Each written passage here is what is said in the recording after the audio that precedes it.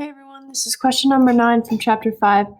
This problem asks, what is the maximum speed with which a 1200 kilogram car can round and turn a radius 90 meters on a flat road if the coefficient of friction between the tires and the road is 0.65? Is this result independent of the mass of the car? Okay, so I went ahead and drew a free body diagram here. The only three forces we have here is mass down, normal force up, and friction force is keeping this car from slipping. And if it's rotating at a maximum speed, then it's about to slip and friction is at its maximum value. Okay, so we're going to do sum of forces, and this car isn't accelerating in the vertical direction, so Fn, mg, those are going to equal each other. So we're going to do sum of forces in the x direction. And on this free body diagram, this is the center of the turn, just to make that clear. So the center of the turn is to the right, so friction is pulling into the center of the circle and preventing the car from slipping. So sum of forces in the x direction, if this car is about to slip, then our radial acceleration is going to be equal to our friction force, which is keeping it from slipping.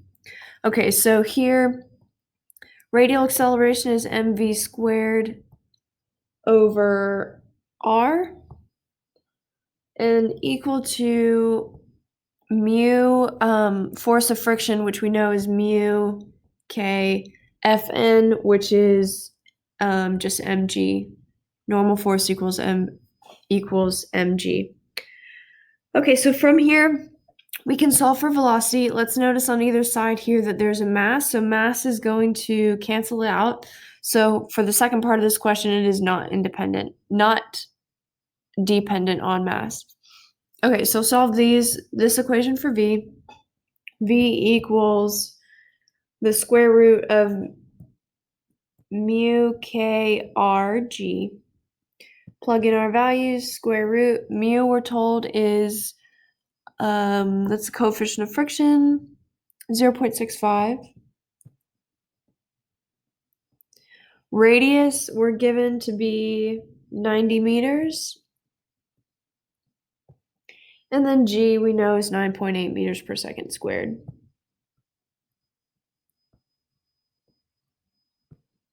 All right, take the square root of that, and you get velocity is equal to 23.94, which, sig figs and rounding, gives us 24 meters per second for our speed. And then, again, going back to this equation, mass cancels, so we can determine that the result is independent of the car's mass.